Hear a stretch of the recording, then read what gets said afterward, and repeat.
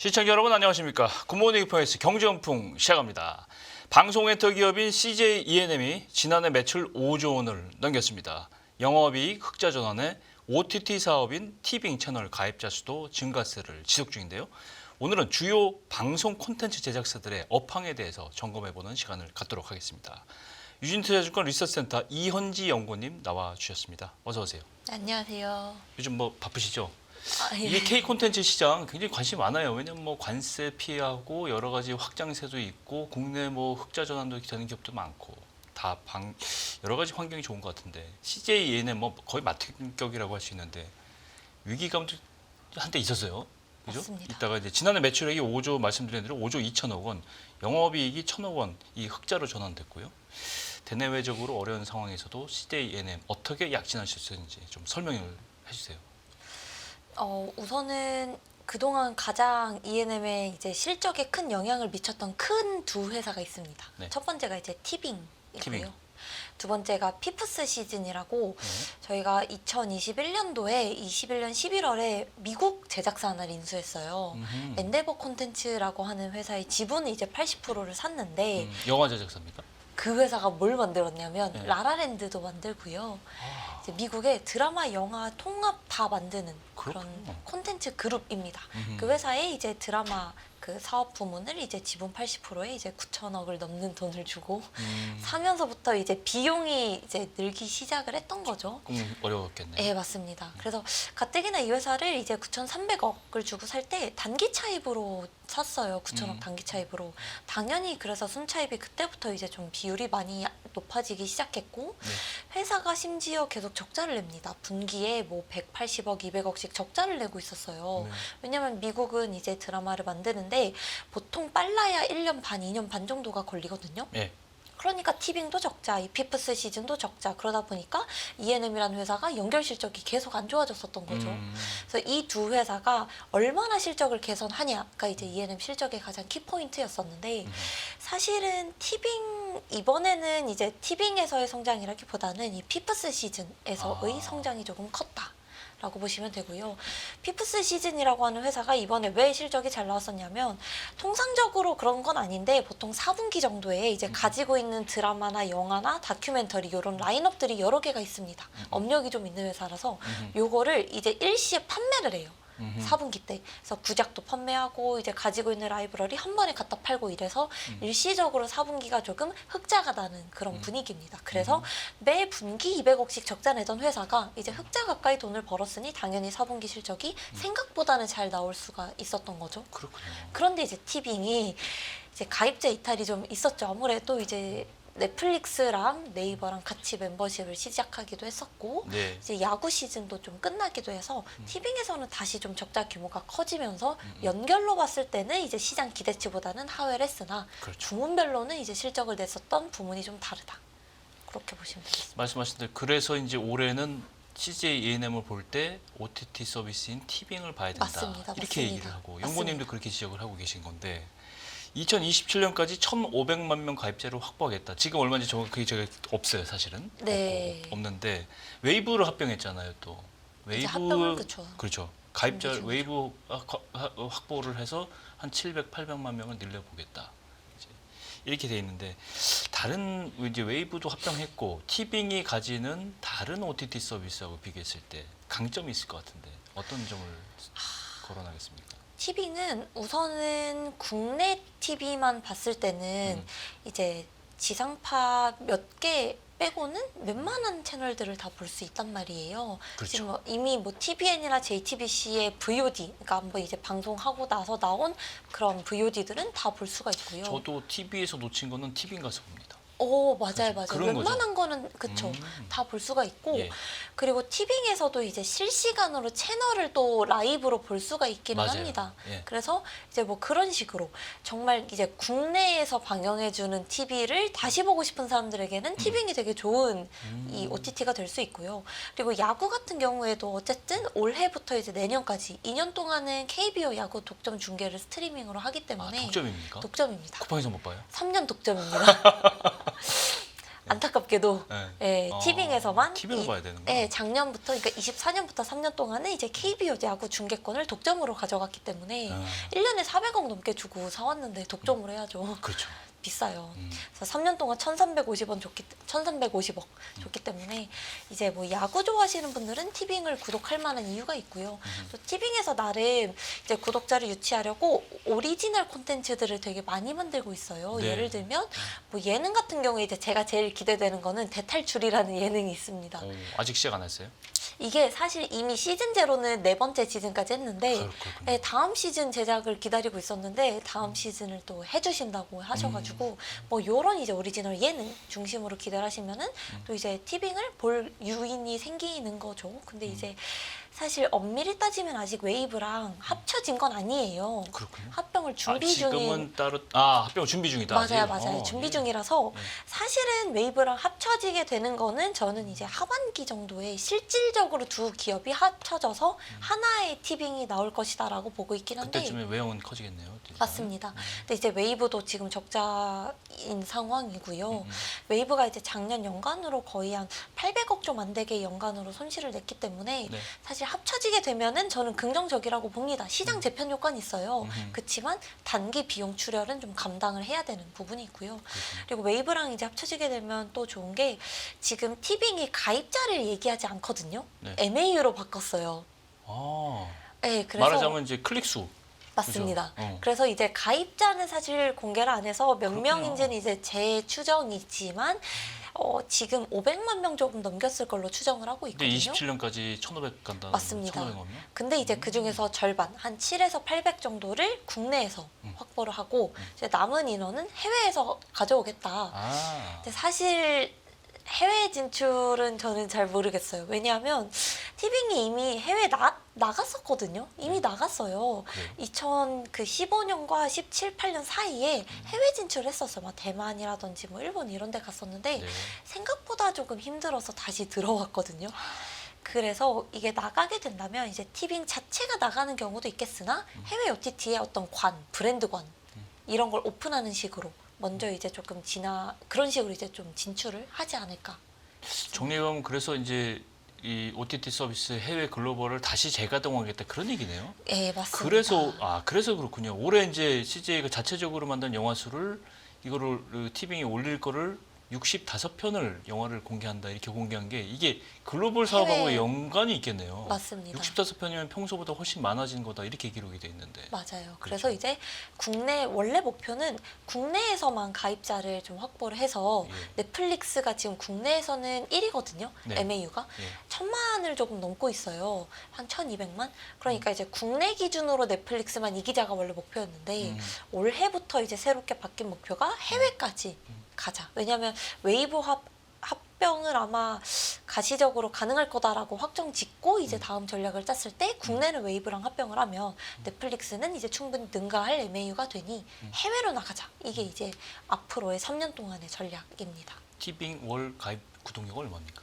지금 뭐 금액이 뭐 서비스에 따라 다른데요. 물론 그렇죠. 예, 정가로 따지면 10,000원 초반대 아닌가요? 맞습니다. 근데 네. 이제 광고요금제도 있어요. 광고요금제를 모든 OTT들이 다 많이 유도를 하고 있죠. 가입을 5,500원이고요. 광고요금제로 들어오게 될 경우에는 이제 오리지널 콘텐츠 이런 거 다 볼 수 있고 야구도 볼 수 있는데 중간에 광고를 봐야 됩니다. 그래서 만약에 이제 내가 뭐 광고 상관없고 나는 좀 가격대가 중요하다라고 하면 광고를 보는데 이런 OTT들에도 최근에 넷플릭스도 그렇고요. 광고요금제로 많이 좀 중심을 틀고 있는 게 이쪽으로 들어오면 광고 매출이 또 발생하잖아요. 그래서 어찌됐건 지금 계정 공유 제한도 티빙에서 할 거고요. 이제는 하나의 계정에 여러 명이 보려면 돈을 내거나 해야 됩니다. 그렇군요. 그래서 이제 이런 식으로 최대한 수익성을 끌어올리려고 하는 구독들을 많이 하고 있습니다. 아니 왜 물어보냐면요. 이 넷플릭스는 계속 요금 올려서 이제 17,000원 받잖아요. 맞아요. 25일 되면 17,000원이 자동 이체돼 버립니다. 아이고. 아니 경쟁사가 좀 있어야지 넷플릭스보다 맞습니다. 나은 아니 비슷한 서비스가 있어야지 옮겨 탈 맞습니다. 텐데 그래서 제가 말씀드리는 거예요. 근데 티빙도 전략은 항상 넷플릭스를 똑같이 따라가요. 넷플릭스가 광고요금제하니까 티빙도 광고요금제를 냈고 가격도 5,500원 하니까 5,500원으로 시작을 했고요. 티빙도 사실 비싼 요금제 있어요. 뒤에 막 프리미엄 이런 데 가면은 거의 뭐 17,000원 이렇습니다. 그렇군요. 가격은 비슷해요. 콘텐츠 제작 사업의 특징이라고 보면 제작비와 결과물이 비례하지 않는다. 이게 금강옥조처럼 여겨지는데 돈 많이 들여서 제작한다고 반드시 히트치지 않는다 이 얘기잖아요. 맞습니다. 좀 당사자들에게는 뼈아픈 얘기겠지만 예를 들 수밖에 없는 게 최근에 나왔던 별들에게 물어봐 이거 CJ에는 500억 원 들였다고 지금 사전에 광고 뭐 엄청나게 했는데 결과는 사실은 굉장히 그쵸, 좋지 않다. 저조합니다. 저조하죠. 주가도 이것 때문에 좀 하락했겠죠 당연히. 그쵸. 이게 비교를 하고 싶진 않은데 네. 비교가 너무 명확히 되는 게요. 그러니까요. 작년 1분기랑 올해 1분기를 비교해 보시면 텐트폴, 그러니까 이제 제작비 비싼 드라마들이 크게 하나씩 있었거든요. 이게 꽤나 오래된 작품이더라고요. 눈물의 여왕이란 드라마 기억하시죠? 그럼 제가 다 봤어요. 작년이더라고요. 다 24년 봤어요. 1분기. 작년에. 네. 되게 그것도 비쌌어요. 막 거의 제작비가 이제 거의 뭐 한 600억 가까이. 그러니까 네. 편당으로는 30억 정도 든 거죠. 비쌌는데 그건 잘 됐어요. 시청률이 20% 가까이 나왔단 말이죠. 너무 재밌게 봤어요. 감명 받으셨나요? 네. 감명까지는 아니지만. 네, 이렇게 재밌게 보는 드라마가 비싸게 들였는데 재밌으면은 그래도 괜찮아요. 괜찮죠. 제작사 입장에서는 이제 충분히 수익성을 끌어올릴 수 있기 때문에. 그런데 이제 별들에게 물어봐 같은 경우에는 사실 되게 기대를 오래 했어요. 이 작품이 원래는 2022년에 제작이 완료된 작품이거든요. 그래요? 제작이 꽤나 2, 옛날에 3년 전에 이미 완료됐어요. 완료됐는데. 네, 근데 이제 아무래도 이제 스케일이 큰 SF 우주 배경으로 하다 맞아요. 보니까 뒤에 후작업들이 좀 오래 걸린 거예요, 시간이. 그래서 제작비가 이제 거기서 올라간 것도 있고요. 그러다 보니까 좀 기간이 오래 걸렸는데 이 드라마가 이제 공개가 됐는데 시청률이 정말 너무 저조하더라고요. 1% 2%대밖에 안 되더라고요. 당연히 이제 타격이 있겠죠. 근데 이제 제작사 입장에서는 사실 드라마를 팔았기 때문에 1분기, 그러니까 방영되는 분기에는 크게 실적상 미스는 없습니다. 이미 넷플에 사전 판매를 했기 때문에 문제는 이 드라마가 팔리고 나서 방영이 끝나고 나서부터 드라마 제작비에 대한 상각을 시작하거든요. 근데 이제 이것도 5년 생각 정도 하겠죠. 뭐. 요거 상각이요. 의외로 또 제작사들이 화끈합니다. 드라마가 수명 주기가 있어요. 이 콘텐츠가 과거라고 하면 코로나 이전 이 콘텐츠가 흥행하는 주기가 4년 정도 된다라고 해서 4년 동안 상각을 했습니다. 제작비를. 그런데 이게 점점 짧아져서 최근에는 1년 반? 1년 반이요? 네, 그리고 생각을? 네, 아 그럼 그 손실을 다 1년 반에 떠나야 돼 반영을 해버려야 되네. 맞습니다. 아이고. 1년 반이고요. 심지어 이 드라마가 동시방영으로 OTT에 팔렸잖아요. 네. 그러면 6개월 동안 상각을 합니다. 아, 수명 주기를 더 짧게 보는 거예요. 독점 어. 판매이기 때문에. 근데 눈물의 여왕도 별들에게 물어봐도 넷플릭스 독점이기 때문에 6개월 동안 상각을 해야 됩니다. 제작비 얼마예요? 비싸잖아요. 그러네. 이제 문제는 1분기까지는 괜찮은데 판매 수익이 같이 반영이 되기 때문에 문제는 2분기. 그렇죠. 그만큼 커버할 판매 편성 안 작품이 되고, 없어요. 그런데 그렇죠. 드라마 상각은 제작 많이 되고. 맞습니다. 그게 이제 드라마 제작사들의 비용과 매출이 차이가 나는 원인입니다. 그렇군요. CJ는 이제 콘텐츠 제작사가 이제 메인이 이제 자회사 스튜디오 드래곤이잖아요. 그죠? 맞습니다. 스튜디오 드래곤은 보니까 흑자 전환 4분기에 이제 흑자 전환을 했어요. 맞습니다. 했는데 이게 이제 자회사 스튜디오 드래곤에 의지하는 부분이 상당히 클 것 같은데 제가 보기에는 스튜디오 드래곤 4분기 실적은 어떻게 봐야 됩니까? 사실 이 스튜디오 드래곤의 실적 추이를 보시면 매년 4분기마다 적자 혹은 갑자기 영업이익률이 많이 망가져요. 망가져. 이유가 이것도 이제 콘텐츠 수명 주기에 따른 내용이긴 한데 드라마를 만들잖아요. 근데 우리가 드라마를 뭐 생각해 보시면 일주일에 지금은 이제 수목이 없으니까 뭐 월, 화, 토일 정도 이제 2개의 띠가 돌아가는 거죠, 슬롯이. 그렇죠. 근데 이 드라마를 1년에 그러면 거의 막 20편 이상 만드는데 모든 드라마가 흥행하는 건 아니잖아요. 그렇죠. 그렇죠? 그리고 이제 모든 드라마들이 동시방영으로 팔리는 것도 아니고 그렇죠. 그래서 매년 말에 4분기 정도에 1년 동안의 드라마 이제 사정을 살펴보고 아, 이 드라마는 1년 반 동안의 생애 주기가 있는데 그 전에 그냥 인기가 좀 떨어진 것 같으면 상각을 그냥 먼저 해버리자. 연말에. 털어버리자. 네. 그래서 이제 안 좋은 거는 먼저 비용 그래서 털자. 4분기에 좀 손실이 많이 나는 게 이때 맞습니다. 생각해버리게. 맞습니다. 1년 동안에 조금 드라마가 잘 안 팔렸다거나 재미가 없었던 거는 상각을 일시에 4분기에 반영을 해버립니다. 그렇군요. 그래서 보통 실적이 안 좋은데 이거를 이제 스튜디오 드래곤에서 많이 개선을 하려고 하고 있고 개선을 해왔어요. 4분기에 일시 손실이 나는 거를 이 구조를 이제 탈피하자. 이렇게 하지 말자. 그래서 그때그때 상각을 반영하고 이번 4분기에도 1년 동안에 작품 안 됐었던 거 일시에 상각하지 말자라고 해서 흑자가 난 배경이 있습니다. 그렇군요. 스튜디오 드래곤 작년에 히트친 거 있잖아요. 정년이. 맞습니다. 눈물의 영 방금 말씀하신 거. 네, 맞아요. 올해 라인업 좀 기대할 만한 게 있어요? 사실 뭐 많기는 해요. 올해도 많긴 한데 이게 좀 걱정스러운 게 사실 별들에게 물어봐도 기대작이었거든요. 가봐야 아는 거지. 네, 맞아요. 맞아요. 그래서 이게 뭐 개인적으로 어떤 게 잘 될 거다라고 얘기하는 것도 이제 너무 주관적이기 때문에 이제 라인업을 봤을 때 그래도 우선적으로는 조금 들어봤던 작가, 배우, 감독이 있고 홍보를 하거든요. 아, 이거 제작비 좀 비싼 거예요. 그러면 우선은 기대를 해볼 수 있다. 그래서 지금 스튜디오 드래곤도 이제 제가 개인적으로 어떤 게 잘 될지는 이제 뭐 너무 주관적이긴 한데 최소 1년에 텐트폴 제작비 비싼 드라마를 7편 이상 만들 예정이거든요. 분기마다 최소 한두 편은 비싼 드라마를 내보낸다라고 얘기를 했기 때문에 이게 이제 올해부터 달라지는 전략이에요. 비싼 드라마도 7편을 만들되 비싸지 않은 제작비를 통제하는 드라마도 수목 드라마가 올해 하반기부터 시작이 되거든요. 신인 배우 중심으로. 그것도 이제 최근에 보면 막 선지없고 튀어라든지 아니면은 뭐 내 남편과 결혼해줘 이런 게 잘 됐기 때문에 투트랙으로 봤을 때 어떤 게 잘 될지 모르겠으나 올해부터 드라마 전략이 좀 바뀐 건 있다. 이렇게 보시면 되겠습니다. 드라마 제목은 말씀 안 해주시는군요. 뭐가 잘 될 줄 알고 넘어가겠습니다. 어렵습니다. 이번엔 중앙그룹 얘기인데 콘텐트리 중앙이 이제 중앙그룹에서 하는 맞습니다. 작년에 영업 손실을 기록하고 콘텐츠 제작사 여기는 이제 SLL이라는 맞습니다. 회사가 있어요. 적자폭을 좀 줄였는데 여기는 유명한 게 이제 옥시 부인전. 저도 이거 봤는데 나는 오. 사실은 반만 보다가 못 봤고 시간이 없어. 정수관 세일즈 이게 유명한데. 근데 문제는 이 집 문제는 뭐냐면 상영관 사업, 맞아요. 메가박스. 근데 사실 상영관 사업은 계속 이 사양 산업이잖아요. 아, 그렇죠. 그렇죠. 이 부분이 얼마나 감내할 수 있고 이거 어떻게 바꿀 수 있느냐 이게 관건인 것 같은데 어떻게 보세요? 저는 극장에서만 볼 수 있는 영화가 정말 있다고 생각을 하거든요. 맞아요. 이게 그래서 항상 그 영화관은 그냥 개인적으로 참 응원을 합니다. 사라지지 않았으면 좋겠는데 사라지진 않을 거예요. 진입 장벽이 너무 높은 사업이기 때문에. 근데 이제 이번 4분기가 메가박스가 유독 손실이 났던 이유가 사실 작년 4분기랑 비교했을 때 또 좀 타격이 있는 게 작년 4분기에 무슨 영화가 있었냐면 서울의 봄이 있었어요. 그렇군요. 너무 대작이네. 너무 잘 됐죠. 그러다 보니까 이제 24년 10, 11, 12 이 4분기 때 인식되기에는 기저 자체가 너무 높기도 했었고 네. 또 이제 좋아지려고 했었는데 이제 작년 12월에 저희 생각해 보시면 이제 또 국가적으로 그래요. 큰 사건이 있었죠. 엔터 쪽에는 안 좋은 사건이죠. 맞습니다. 이런 게 한 번 있으면 엔터 쪽이 확 가잖아요. 맞습니다. 지금 나라가 힘든데 누가 영화를 보러 가겠어요. 그러니까 이제 특히나 메가박스가 실적이 더 타격이 컸었던 거죠. 그래서 사실 극장 자체가 안 됐다라기보다는 이제 작년 4분기가 그러니까 23년 4분기가 기저가 높았었고 24년 4분기에 외부적인 12월 영향 때문에 좀 커졌었다. 그래서 사실 극장 자체가 이게 나름 계절성이 있어요. 1, 3분기 쪽이 좀 성수기거든요, 나름.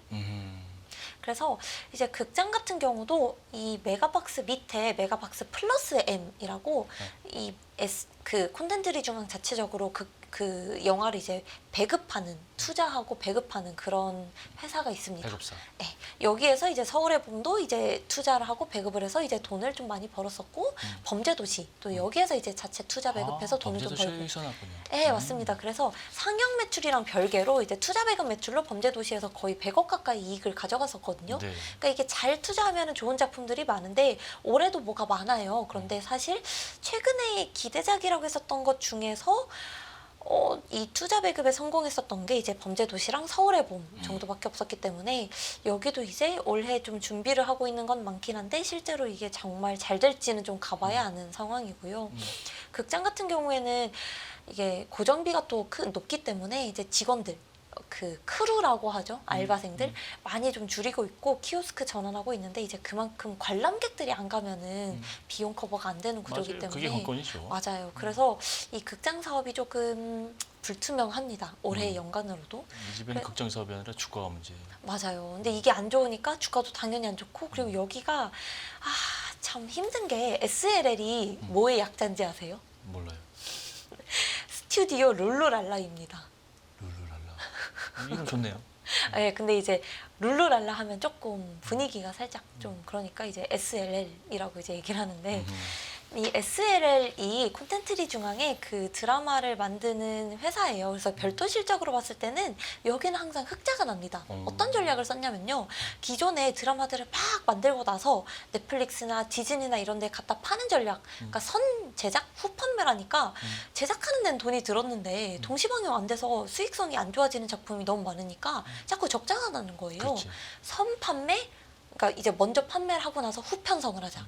판매된 것만 JTBC에 편성하자. 아, 이 전략을 가져가니까 별도 따는 흑자가 납니다. 그렇군요. 근데 이제 문제는 여기도 미국 제작사를 인수했어요. 여기도. 예. 그러니까 2021년에 뭐가 좀 이상했어요. 21년도에 9월에 오징어 게임이 나오니까 다 너무 잘 될 줄 알고 그때 이제 미국 제작사들을 다 산 거죠. 그렇군요. 21년 7월에 윕이라고 하는 신생 제작사를 샀어요. 윕. 1,300억을 주고. 신생이니까 당연히 IP가 없죠. 그렇죠. 갖다 팔 작품이 없어요. 그렇죠. 매 분기 150억씩 적자를 낸 거죠. 이 어허. 회사에서. 어. 근데 이제 PPA 삼각이라고 이 당시에 윈만 인수한 게 아니고 작은 이제 국내 연결로 제작사들을 또 많이 샀어요. 한 7개 정도 샀어요. 그래서 이 제작사들을 사면서 발생했었던 삼각비 PPA를 분기에 40억 원씩 꾸준히 떨고 있었어요. 그러니까 숨만 쉬어도 연결단에서 140억씩 적자를 내고 시작하는 상황인 거죠. 아하.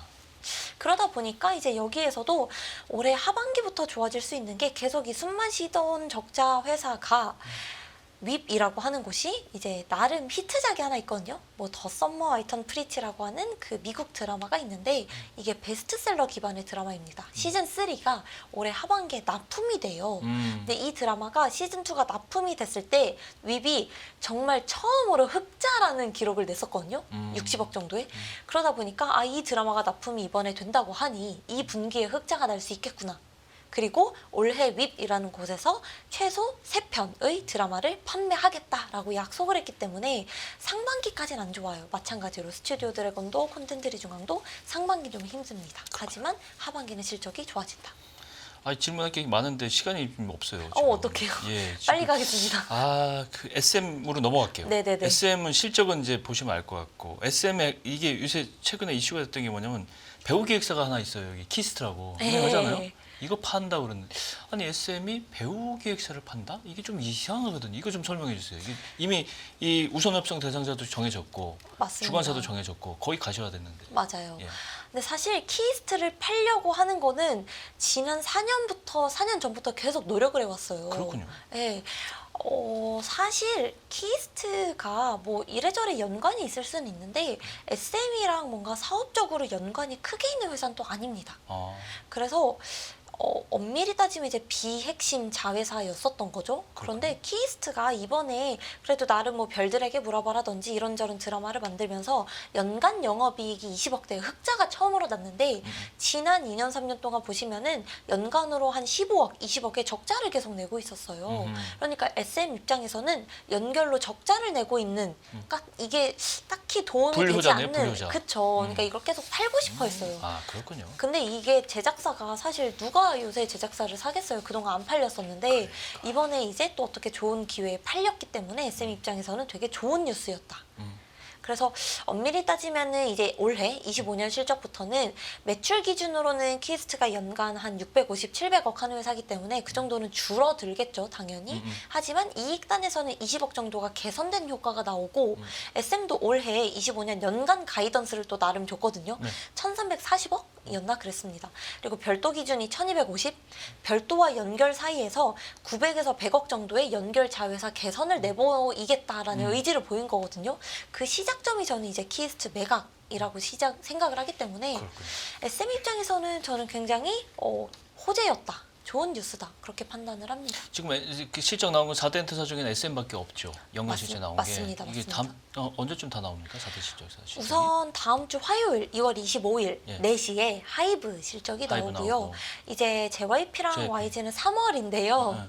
아마도 변동공시, 실적 변동공시 그 매출 30% 변동 그거는 2월 말 3월 초쯤에 나와서 숫자적으로는 실적 전에 먼저 좀 아실 수 있고 본격적인 이제 실적 숫자가 나오는 거는 3월 사업 보고서 나올 그때 한번 나와 주셔야 돼요. 그래 이거 4대 엔터사들 실적 굉장히 궁금하거든요. 이슈도 되게 그쵸. 많고. 되게 지금 관심이 많아요. 핫한 이슈가 많습니다. 맞습니다. 예, 그때 한 2, 3주 후에 다시 좀 알겠습니다. 정리해 마지막 질문입니다. 시간이 거의 다 됐는데 K-팝 전체 시장 규모가 이제 우리나라 저도 이제 이번 원고 준비하면서 정확하게 50억 달러, 6조 7천억 원이에요. K-팝 전체 시장 규모가. 꽤 크죠. 근데 이 K-팝만은 그렇고 K 컨텐츠까지 치면 어마어마한 맞습니다. 시장이에요. 그래서 이 시장은 정말 우리가 소홀할 수 없는 시장이다. 종합 엔터테인먼트사, 그다음에 해외 진출, 지금 손에 보더라도 뭔가 이 돌파구를 마련하지 않으면 이 기회를 놓칠 수 없다. 이렇게 주주들도 그다음 투자자들도 관심이 맞습니다. 많은 건데 올해 전체적인 관련주들의 주가라든가 투자 전략 간단하게 설명 마치 해주세요. 그래서 지금 뭐 사냐가 가장 궁금하신 거잖아요, 결론적으로는. 그렇죠. 그쵸? 사실 이 드라마 제작사들, 미디어사들이 좋아요, 좋은데 상반기는 힘듭니다. 상반기는 죄송하지만 크게 모멘텀이 저는 있겠으나 이제 상승폭만 봤을 때는 엔터주들이 오히려 상승폭이 클 거라고 엔터주들. 생각을 하기 때문에 이런 미디어나 드라마 관련 제작사들은 하반기가 정말 좋아집니다. 그래서 하반기가 저는 훨씬 좋게 보고 있고 상반기 동안은 이제 좋아하시는 엔터사들 그 중에서 조금 이제 이렇게 잘 골라 담는 전략이 좀 유효할 거라 보고 최근에는 이제 사실 중국, 미국 영향도 있긴 한데 네. 당장 2월 혹은 3월까지만 보면 미국보다는 중국이 끼치는 영향이 저는 좀 더 크다고 생각을 하거든요. 섹터에는. 네. 그래서 이제 중국 관련한 엔터에서는 이제 전 다 좋게 보긴 합니다만 이제 3월 지나고 나서부터는 하이브를 가장 좋게 보는데 하이브. 그 전까지는 이제 엔터 3사 중에서 원하시는 종목 굳이 이제 제 의견을 말씀드리면 저는 이제 JYP나 SM 중에서 조금 단기로는 좋게 보고 있고 이런 미디어 쪽에서는 저는 조금 시간이 필요하다. 하반기. 네, 하반기로 시간이 가서. 필요하다. 그 중에서도 좀 봐야 될 게 그 중에서도 본다고 하면은 만약에 이제 티빙 웨이브 합병이 하반기, 그러니까 여름 전에 가시화되면 저는 ENM 비용이 나오긴 하지만 시장이 재편되기 때문에 ENM은 좋게 보고 있고요. 만약에 이제 내가 하반기 때 드라마 제작사에 좀 더 드라이브를 걸고 싶다라고 하시면 스튜디오 드래곤이나 콘텐츠 리중앙 실적 개선되는 거에 따라서 그 중에서도 이제 원하시는 거 고르시면 되겠습니다. 알겠습니다. 오늘 엔터 방송 제작사 업황 쭉 한번 알아봤습니다. 다음에 또 더 좋은 내용으로 찾아뵙도록 하겠습니다. 이현지 연구원님께서 오늘 도와주셨습니다. 고맙습니다.